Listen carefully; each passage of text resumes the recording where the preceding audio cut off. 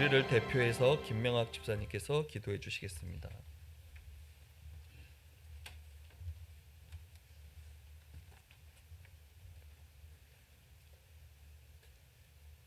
하나님 아버지 감사드립니다. 오래전부터 이 땅 가운데 역사하시며 어둠 속에서 우리를 인도하사 하나님을 아바 아버지라 부르며 하나님의 자녀들로 살아갈 수 있는 특권을 주셨음에 감사드립니다. 고난의 주간을 맞이하며 우리들은 모든 죄를 대신하여 홀로 고난의 길을 걸어가신 우리 주님을 바라봅니다. 주님께서 짊어지고 가신 십자가 그 고통과 고난은 우리를 향한 하나님의 크신 사랑이었음을 이 시간 우리들은 고백합니다. 하나님, 예수 그리스도의 십자가 그 사랑으로 구원받은 하나님의 자녀들이 감사함으로 드리는 예배와 찬양을 기뻐 받아 주시옵소서.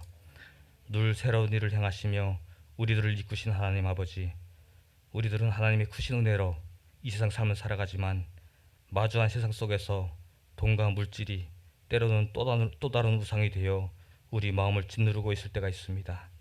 우리의 연약함을 용서하여 주시옵소서. 우리의 믿음이 흔들릴 때마다 살아 역사하시며 큰 기적을 이루시는 우리 하나님, 우리와 함께 하심을 기억하게 하사 우리들의 연약한 믿음을 굳건하게 하여 주시옵소서. 그리하여 악한 영들의 틈을 주지 않는 우리들이 믿음이 되게 하시옵고, 우리 교회가 성령의 충만함으로 하나님이 기뻐하시는 축복의 교회로 부흥케 하여 주시옵소서. 모든 마음을 위로하시며 아픈 자들을 치유하시는 하나님, 마음의 상처로 괴로워하고 육신의 아픔으로 고통을 받는 하나님의 자녀들이 있습니다. 그들이 상처와 아픔을 위로하여 주시옵고 주님의 크신 권능으로 온전히 치유되고 회복케 하여 주시옵소서. 하나님 아버지, 대한민국 이 땅에 총선이 치러집니다. 세워지는 이 선자들이 자신의 생각보다 주님의 뜻을 먼저 간구하며 주님께 지혜를 구하는 이들이 먼저 세워지게 하시옵소서. 그리하여 정치적 이념 속에 분열된 이 땅의 백성들이 하나님 사랑으로 하나 되고 하나님으로 축복받는 대한민국으로 다시 세워지게 하시옵소서. 오늘 말씀을 전하시는 강홍삼 목사님, 그의 모든 삶 가운데 함께 하시며 하나님의 축복이 가족에도 넘쳐나게 하시옵소서. 이 시간 우리가 듣는 모든 말씀들이 한 구절 한 구절 하나님께서 우리에게 주시는 영혼의 양식, 믿음의 양식이 되어 우리들의 마음을 풍성케 하여 주시옵소서. 하나님, 일상의 고단함 속에서도 주님께 나와 감사함으로 섬기는 손길들이 있습니다. 그들이 섬기는 손길 속에 주님의 사랑이 드러나게 하시옵고 하나님의 크신 은혜로 함께하여 주시옵소서. 감사드리며 사망 권세 다 이기신 예수 그리스도의 이름으로 기도드렸습니다.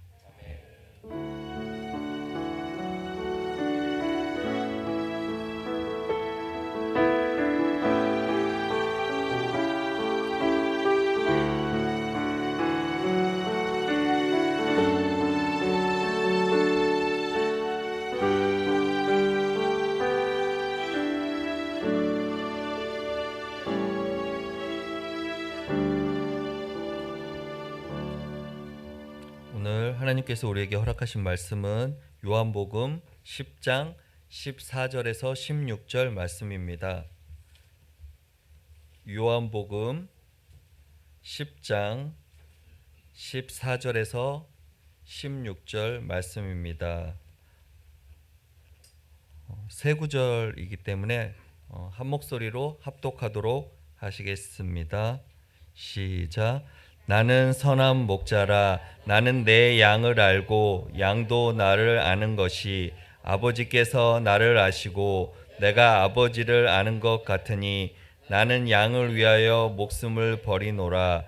또 이 우리에 들지 아니한 다른 양들이 내게 있어 내가 인도하여야 할 터이니 그들도 내 음성을 듣고 한 무리가 되어 한 목자에게 있으리라. 아멘.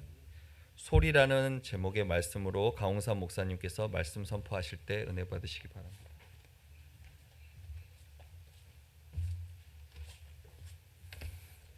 네, 감사합니다.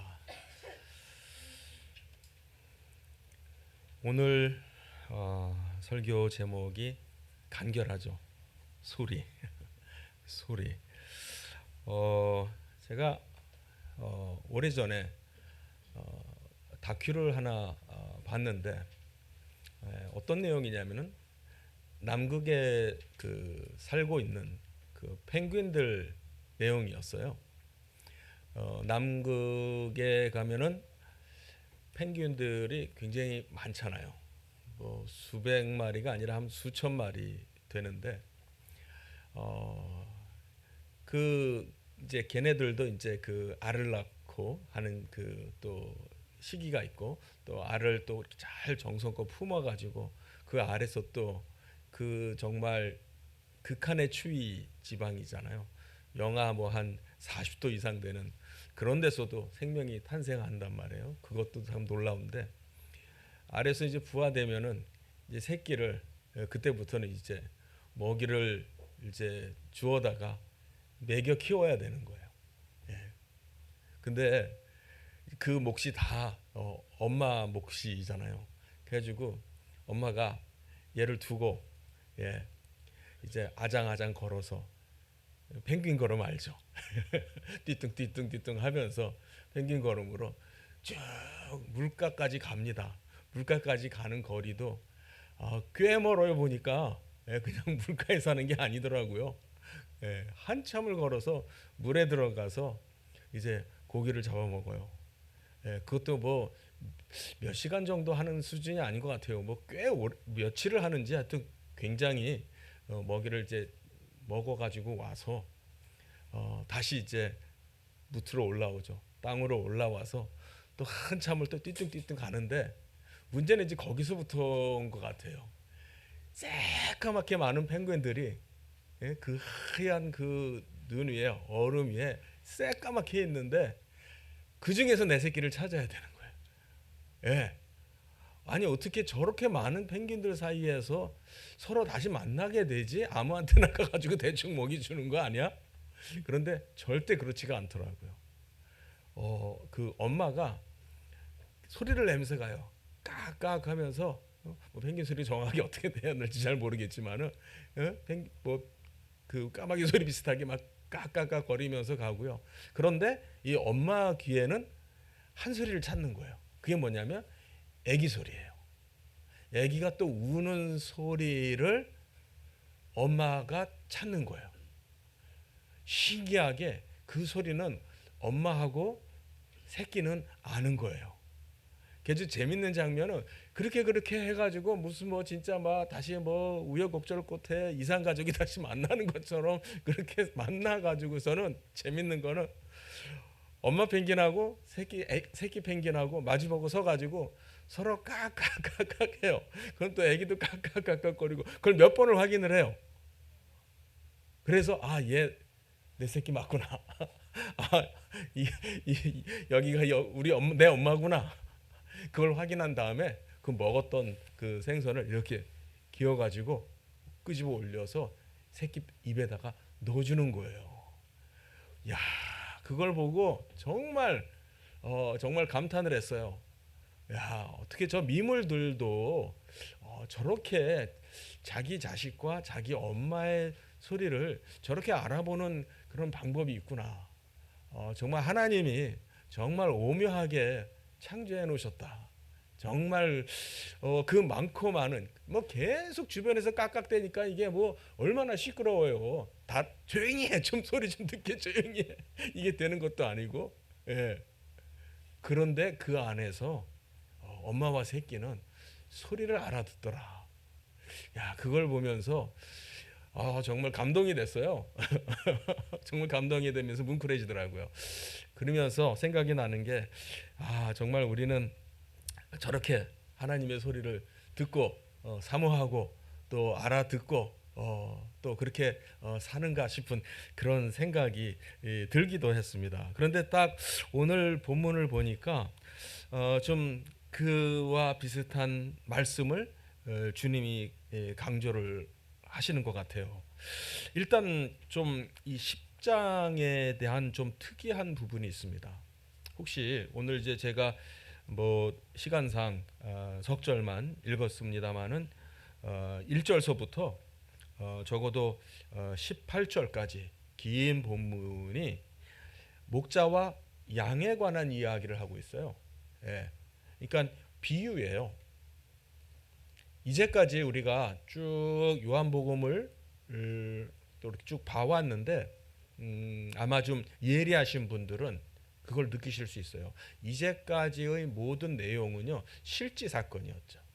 예, 뭐 물로 포도주를 만드는 사건이라든지 성전을 정화한다든지 또 뭐 사마리아 여인을 우물가에서 만났다든지 38년 되는 병자를 고치든지 또 뭐 5천 명을 먹이고 많은 사람을 먹이고 또 그 외에 또 눈먼 소경을 뜨게 한다든지 또 간음하다 잡힌 여자를 현장에 잡힌 여자를 용서해 주는 일을 하셨다든지 이런 모든 사건들이 다 실제 있었던 사건을 가지고 예수님께서 쭉 그 요한복음은 그걸 이제 기록을 하고 있는데 10장에 와서 처음으로 또 어떻게 보면 유일하게 비유의 말씀을 하시는 것이 기록이 되어 있어요. 그리고 이 비유의 내용조차도 마태, 마가, 누가, 요한 중에 요한복음에만 나오는 그런 비유를 말씀을 하고 계세요.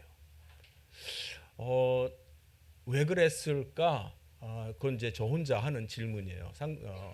왜 이제까지는 사건을 가지고 쭉 이제 얘기를 해 오시다가 기록을 해 왔는데 왜 10장에 와서는 비유가 등장할까? 그런데 중요한 거는 비유가 등장한다 안 한다 그게 중요한 게 아니고요. 중요한 거는 이 비유의 내용이 중요해서 그런 것 같아요. 이 비유의 내용이 뭐냐면은 목자와 양의 관계를 말씀해주고 있잖아요. 예, 그래서 이 비유는 어려운 비유가 아니라 뭐 굉장히 사전 지식이 있고 뭘 좀 아는 사람들만 알아들 수 있는 그런 비유가 아니라 이 팔레스틴 지역에 살고 있는 이 사람들이라면은 늘 일상 속에서 눈 뜨고 아침에 일어나서 바깥에 나가면 늘 보이는 거 양들 키우고 그렇죠? 양들 키우고 우리에 가둬놓고 또 낮에 되면은 또 풀어서 우리 바깥으로 데리고 나가서 벌판에 가서 풀 뜯어먹게 하고 또 하루 종일 이제 벌판에서 지내면서 혹시 일이나 무슨 뭐 그런 사나운 짐승들이 오면은 쫓아내고 지키고 또 저녁 때 되면은 양을 또 데리고 또 집으로 와서 우리 안에 집어넣고 하는 일상이죠. 그러니까 어떻게 보면은 비유보다는 일상의 내용을 가지고 일상의 내용을 가지고 예수님께서 말씀을 하시고 계세요. 그런데 지금 얘기한 대로 그 내용은 뭐였냐면은 목자와 양의 그 관계를 얘기를 하고 있어요. 먼저는 예수님 당신께서 나는 참 목자다, 나는 선한 목자다라는 말씀을 하세요. 그러면서 선한 목자가 아닌 목자에 대해서도 말씀하세요. 그러니까 이제 쉽게 말하면은 참 목자 대 거짓 목자. 그 거짓 목자는 문으로 들어오는 문을 열고 정정당당하게 문을 열고 양의 우리 안으로 이렇게 들어가는 사람이 아니라 슬그머니 이렇게 담 타고 넘어가는 울타리를 슬쩍 타고 넘어 들어가는 그런 그게 그 도둑이다라는 얘기죠. 그게 거짓 목자고 도둑이고 절도고 강도고 또 더 나가서 양들이 위험에 처할 때 그 도둑은 절대 나서서 양을 안 지킨다는 거죠. 그래서 그때 싹군이다. 싹군 목자다 이렇게 표현하기도 합니다.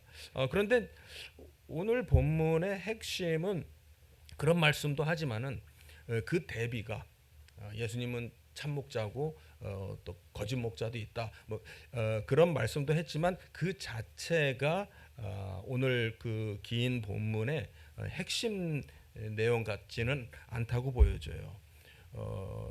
중요한 내용은 뭐냐면 예수님께서는 목자가 있고 양이 있는데 중요한 거는 그 양이 이제 내 양일 경우, 그러니까 내 양일 경우라는 말 쓰고, 그러니까 자기 양이라는 표현을 쓰고 내 양이라는 말을 쓰고요. 또 반대로 제 양이 아닌 이런 말도 쓰시고 내 양이 아닌 이런 말도 썼어요. 그러니까 중요한 건 뭐냐면 목자에게는 양이 내 양인 거고 양한테는 목자가 나의 참 목자인 거고 그게 이제 이 본문에서 핵심인 거예요. 예, 다시 한번 얘기합니다. 그러니까 이 스토리에 있어서 이 어떤 이 내용에 있어서 제일 중요한 건 뭐냐면 목자가 위험을 무릅쓰고도 양들을 지키려고 하는 내 양이 당신의 양이 있다라고 하는 것과 또 양의 입장에서는 우리를 보호해주고 지켜주고 먹여주고 이렇게 심지어는 목숨까지 내준다고까지 얘기했는데 예, 그 목자를 얘기를 하는 거예요. 그러니까 우리가 이 본문에서 봐야 될 것은 이게 단순한 목가적인 전원적인 그런 차원에서 또한 그 장면을 떠올리고 목자가 있고 목동이 있고 양이 있고 그래서 목동이 양을 치네 이런 그림을 상상하는 것 이상으로 목자와 양의 그 관계를 여기에서 말씀을 하세요. 그런데 그 관계 단순한 어떤 그 그림이 아니라 전원적인 그림이 아니라 그 관계 그런데 그 관계의 그 핵심이 목자 입장에서는 목숨을 버릴 정도가 되는 관계를 말하고 있어요. 11절 보면은요. 나는 선한 목자라 선한 목자는 양들을 위해서 목숨을 버린다라는 말이 나오고요. 15절 우리가 읽은 15절에도 보면은요. 아버지께서 나를 아시고 내가 아버지를 아는 것 같이 나는 양을 위하여 목숨을 버린다라는 말이 나와요. 또 17절에도 내가 내 목숨을 버리는 것은 즉 양들을 위해서 목숨을 버리는 것은 그것을 내가 다시 얻기 위함이니 이로 말미암아 아버지께서 나를 사랑하시느니라. 이 모든 일을 하는 것이 아버지께서 나를 사랑하시기 때문에 또 내가 그런 일을 했기 때문에 하나님께서 나를 더 기쁘게 여기시고 사랑하신다라고 이제 그런 굉장히 의미 깊은 말이 있습니다. 여러분들 놀라지 마세요. 제가 이 부분에 대해서 조금 좀 어떤 그 의아스러운 생각이 들면서 마태, 마가, 누가를 한번 좀 찾아봤어요. 예수님께서 마태, 마가에도 보면은 이런 구절이 나오죠. 인자가 온 것은 섬김을 받으려고 온 것이 아니라 오히려 섬기려 하고 또 많은 사람들을 위해서 내 생명을 대속물로 내 목숨을 대속물로 주려고 합니다. 이렇게 말씀하신 구절들이 같은 구절이 마태복음에도 나오고 마가복음에도 나오는데 누가복음에는 없어요. 없는데 제가 놀란 건 뭐냐면 우리는 지금은 이제 우리가 이번 주간이 고난의 주간이고 이제 부활주의를 맞이한단 말이에요. 그런데 그러니까는 예수님께서 우리를 위해서 죽으신다, 목숨을 내어 주신다라고 하는 것이 예수님이 하시는 사역에 굉장히 큰 어떻게 보면은 가장 큰 예수님이 성육신하신 이 땅에 오신 그 목적이다 이렇게 말할 수 있겠죠. 그런데 놀라운 것은 그걸 구체적으로 말하고 있는 구절은 마태, 마가에 각각 한 번씩 나오더라라고 하는 거고요. 이 요한복음에 와서도요. 10장에 와서 노골적으로 구체적으로 내가 내 목숨을 양들을 위해서 내려놓는다 이런 표현이 처음 나오는 거예요. 그러니까 물론 이 자체가 이제 더욱더 십자가를 향해서 나아가는 그 관점에서 예수님도 지금 이 10장 이 부분에서 처음 그런 말씀을 하신다라고 하는 거죠. 우리 한글 성경에는 목숨을 버린다라는 표현을 하고 있어요. 그건 이제 우리 한글 국어적인 어떤 그 표현인 것 같아요. 이제 그 표현을 단어적으로 번역을 하면은 내가 내 양들을 위해서 내 목숨을 내려놓는다라고 하는, 내 목숨을 내려놓는다. 예, 이게 원래 뜻인데 여러분 생각에는 어떤 이게 여기에 어떤 그 느낌의 차이가 있는지 한번 좀 여쭈고 싶어요. 여러분 생각에는 어떠세요? 내 목숨을 양들을 위해서 내려놓는다 이 말과 내가 양들을 위해서 내 목숨을 버린다. 이건 뭐 큰 문제는 아닌데 여러분들에게 한번 어떤 표현이 더 어떤 공감이 되어지는지, 이건 이제 국어적인 표현의 어떤 그 선택이었던 것 같아요. 그래서 말씀을 드리는데 뭐 크게 중요하다고 생각을 하지는 않지만은 한번 제가 말씀을 드려봅니다. 그래서 조금 전에 말씀드린 것처럼 이 목자가 나의 목자인 것은, 또 이 양들에 대해서 선하고 참되신 목자인 것은 궁극적으로 어디에서 차이가 오냐면 당신의 목숨을 기꺼이 내려놓는, 버리는 거기에서 차이가 온다는 거예요. 보기에는 양을 치는 목자, 목동으로 보이지만 뭐 이리가 달려들고 뭐 무서운 뭐 사자가 달려들고 그러면 그냥 얼른 그냥 버리고 그냥 자기 살 길부터 찾아서 훅 도망가는 그런 목자가 아니라 기꺼이 이들을 위해서 내 목숨을 내려놓는다라고 하는 것으로서 자신의 정체성을 삼고 있어요. 선한 목자가 누구냐? 참 목자가 누구냐? 진정한 목자가 누구냐?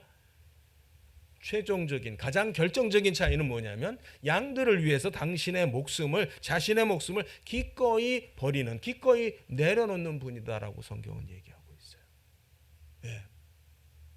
그게 그분이 우리의 목자 되실 수 있는 어떠한 자격이에요. 조건이에요. 우리가 오늘 부활절을 기다리며 마음에 정말 주님이 하신 일들을 생각을 하는 그러한 정말 우리 기독교의 어떤 그 절기라고 할지요. 어떻게 보면 크리스마스보다도 더 의미가 깊은 그러한 때입니다. 그런 주일을 맞이해서 우리가 그분이 그분 되심의 궁극적인 가장 결정적인 근거와 어떤 조건과 그런 어떤 뭐라고 할까요? 진짜로 우리의 목자가 되실 수 있는가라고 하는 어떤 자격의 문제라고까지도 한번 말을 해본다면 그분은 양을 위해서 목숨을 기꺼이 버리시는 분이다라고 하는 거죠. 그런데 그것이 전부가 아니에요. 이 본문은요. 이 본문은 그분이 누구냐에만 초점을 두고 있지를 않고 그분이 결국은 그분이 알아보시는, 또 그분에게 속한, 그분이 기꺼이 생명을 던지는 그 양은 또 누구냐? 양은 어떻게 해서 그의 진짜 양이냐? 내 양이 아닌 양들도 분명히 예수님이 얘기했고, 그렇다면 내 양이 될 수 있는 조건은 뭐냐? 자격은 뭐냐? 핵심적인 게 뭐냐면 목자를 아는 거라고 얘기를 합니다. 3절부터 보면은 여러 번 이 얘기가 나와요. 3절과 4절에 보면은 문지기는 그를 위하여 문을 열고 양은 그의 음성을 들어요.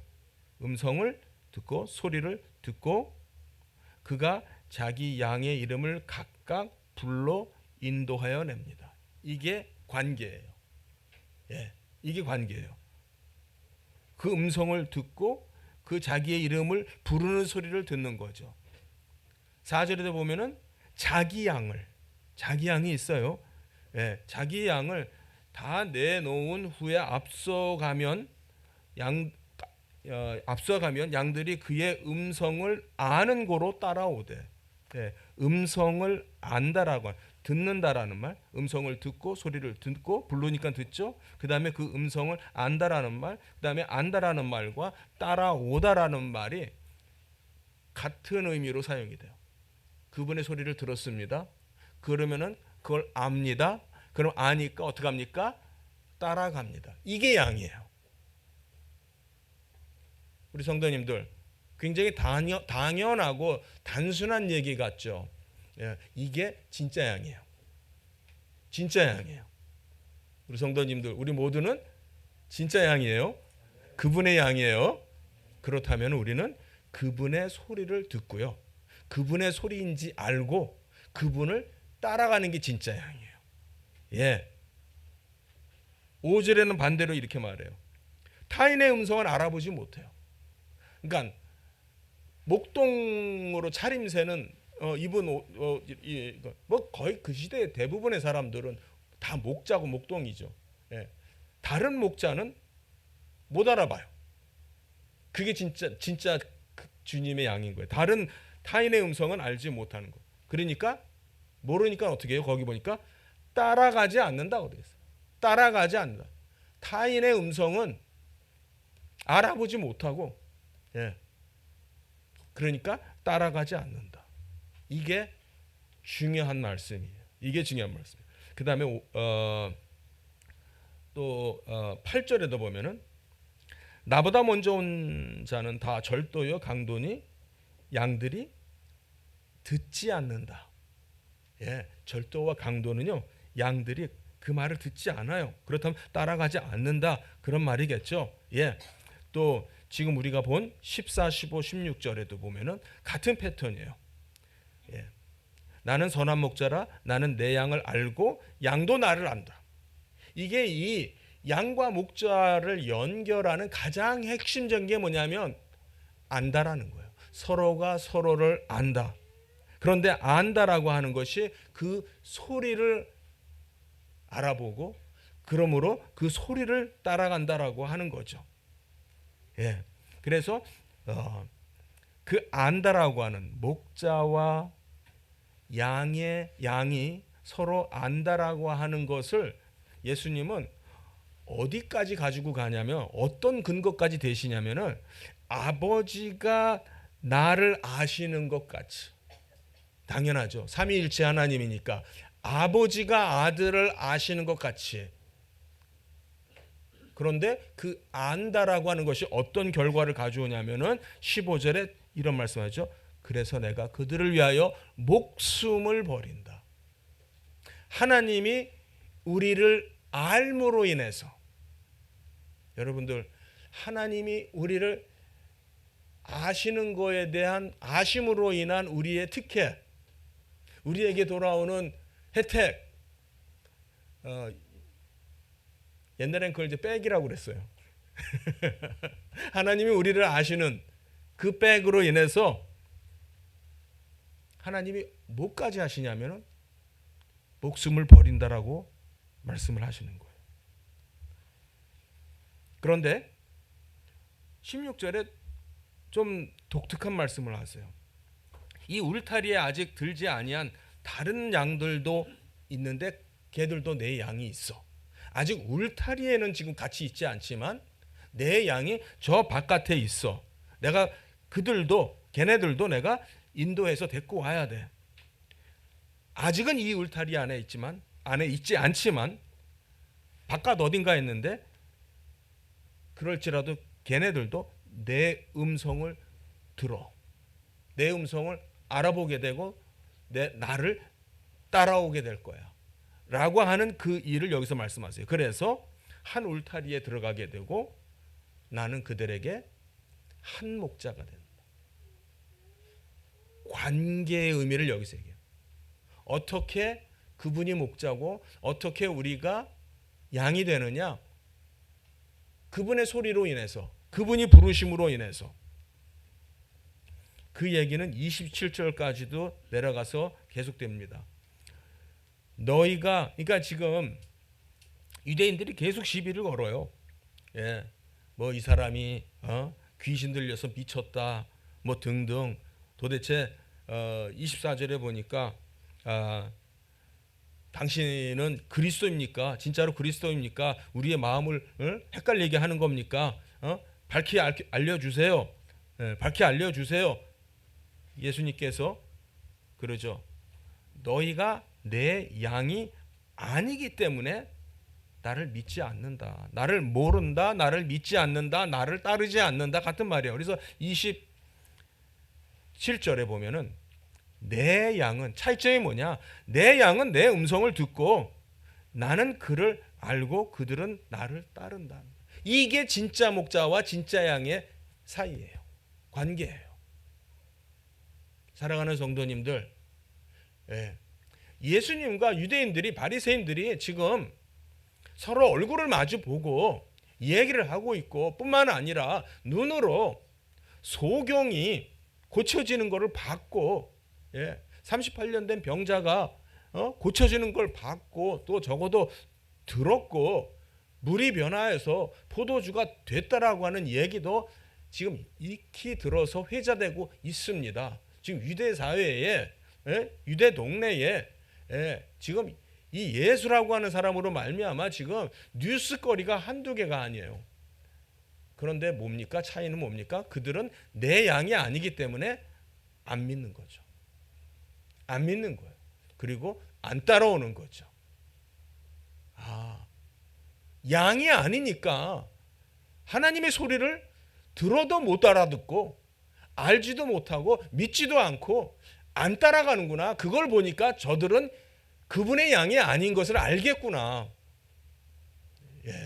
진짜 양은 목자의 음성을 듣습니다. 진짜 양은, 참 양은 목자의 그 음성을 들으면은 위로가 되죠. 보호가 되고 안전을 느끼고 기뻐하고. 왜냐하면 양이 그것까지는 알 것 같지는 않아요. 그렇죠? 하지만 목자는 양을 위해서 목숨까지 버리는 분, 내어주시는 그분이라는 거잖아요. 우리가 신앙생활을 할 때에 이 소리, 하나님의 음성, 이 자체가 굉장히 중요한 역할을 합니다. 성경은 처음부터 그랬어요. 처음부터 인간이 죄를 질 때도, 인간이 죄를 짓고 타락하는 그 순간에 가장 큰 차이점이 뭐였느냐? 우리 창세기 3장 한번 가볼까요? 우리 창세기 3장 8절 이하를 한번 보겠습니다.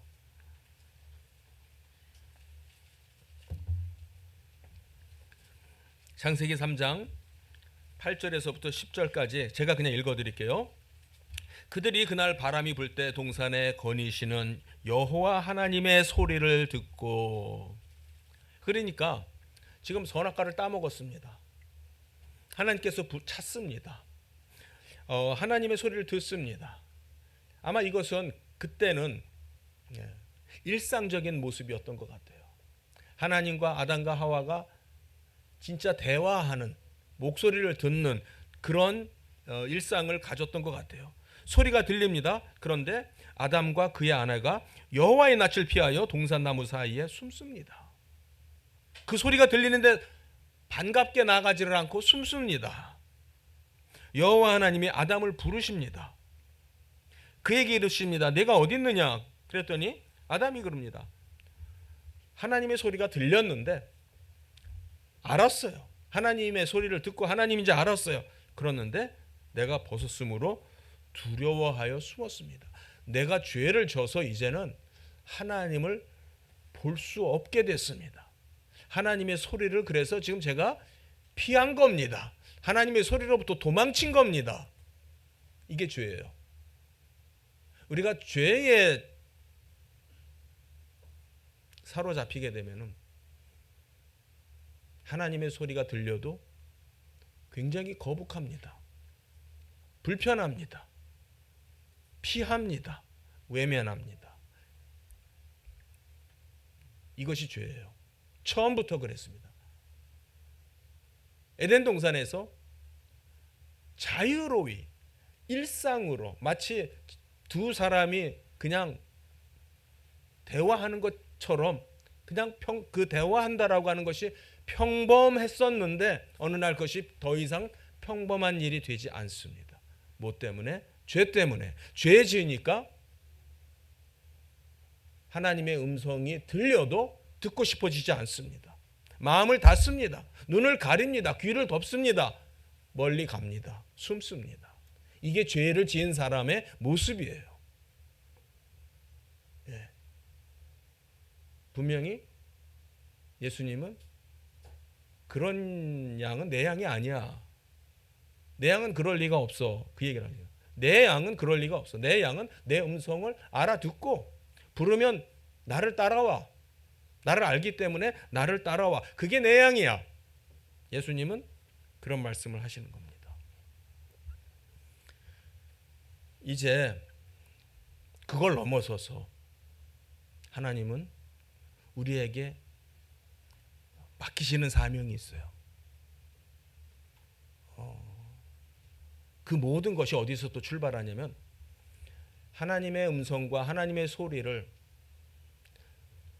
들을 줄 아는 사람이 되어야 되고 받을 수 있는 사람이 되어야 되고, 그래서 하나님의 소리를 들었으니까 그걸 전할 수 있는 사람이 되도록 하는 것이 하나님의 그 뜻이에요. 우리 민수기서 11장 29절 한번 찾아서 같이 한번 읽겠습니다. 민수기서 11장 29절. 예.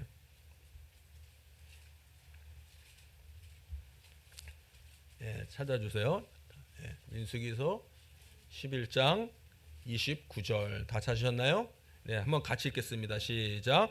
여호와께서 그의 영을 그의 모든 백성에게 주사 다 선지자가 되게 하시기를 원하노라. 다시 한번 시작. 여호와께서 그의 영을 그의 모든 백성에게 주사 다 선지자가 되게 하시기를 원하노라. 아니, 선지자는 뭐 특별한 사람들만 선지자였었잖아요. 그건 이제 우리가 아는 내용이에요. 근데 하나님이 모세를 통해서 뭐라고 그러시냐면은 내가 하고자 하는 거, 내가 원하는 게 뭐냐면 내 영을 내가 모든 사람들에게 부어줄 거야. 이스라엘의 모든 백성에게 부어줄 거야.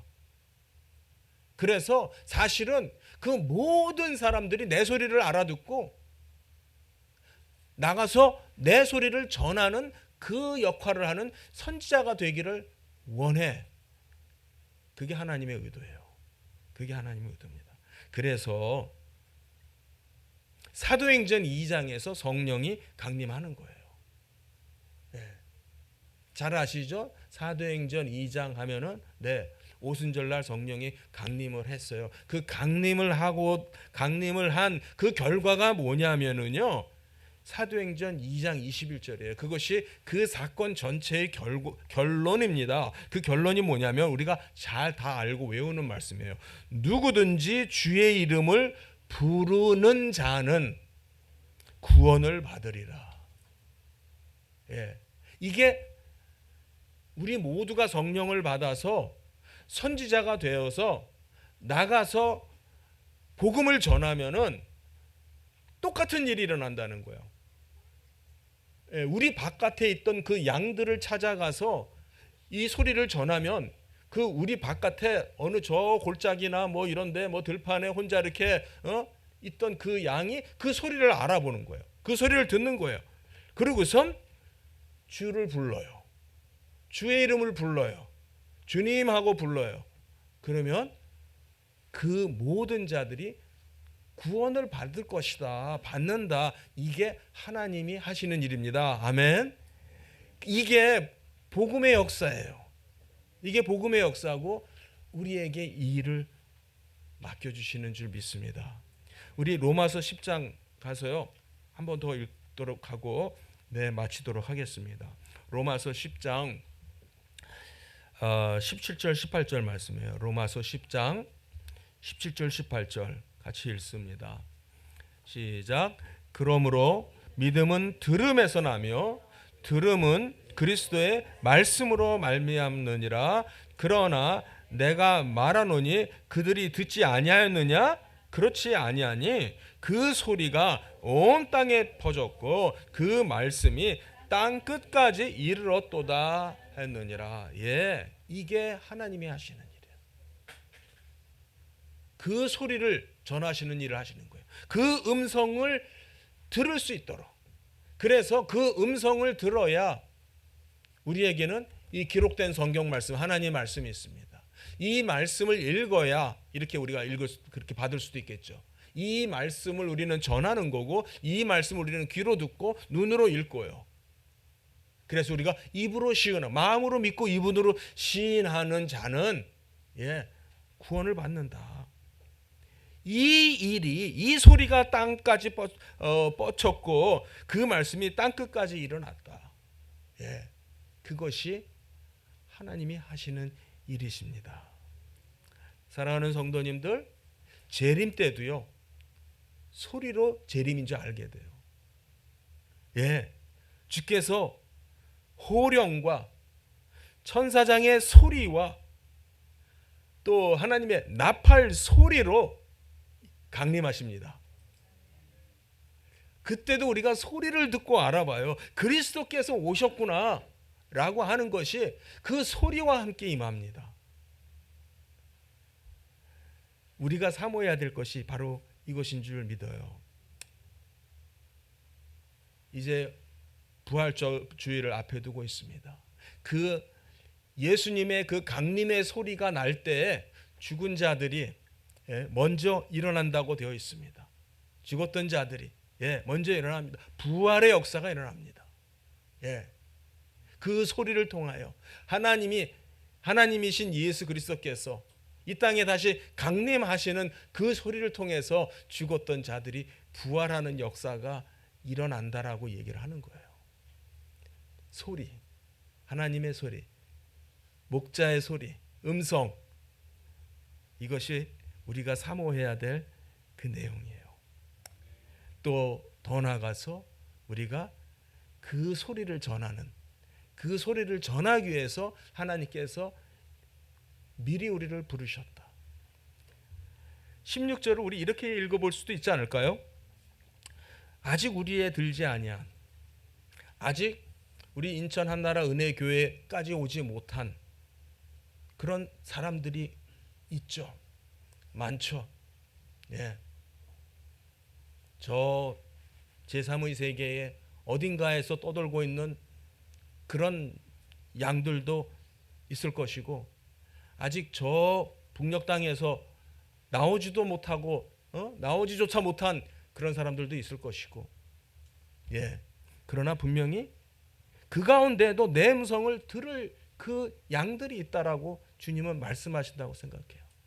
내 양들이 아직도 그 가운데 있고 흩어져 있고, 나는 그들에게 유일한 목자다. 이것이 정말 오늘 우리에게 주님께서 주시는 위로이면서 사명이라고 생각합니다. 사랑하는 성도님들, 정말 우리가 그분의 소리를 사모해야 되는데 이상한 방법으로 사모하면 안 돼요. 어떻게 사모하세요? 말씀을 사모하세요. 말씀을 양이 풀을 먹듯이, 그렇죠? 양이 풀을 먹듯이 말씀의 꼴을 먹는 우리 양들 되시길 바랍니다. 우리 이런 노래 있죠. 난 예수로 충만하네. 세상 모든 것들부터로 부럽지 않네. 난 예수로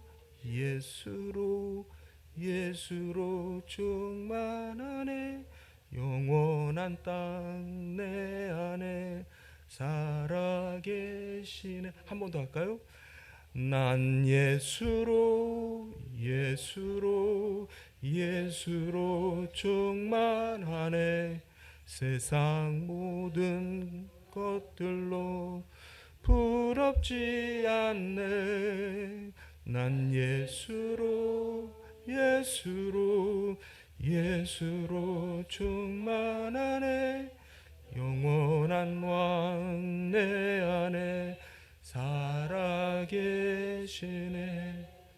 왜요? 그분만이 나의 목자고 내가 그분의 양이기 때문에 그런 줄 믿습니다. 기도하시겠습니다.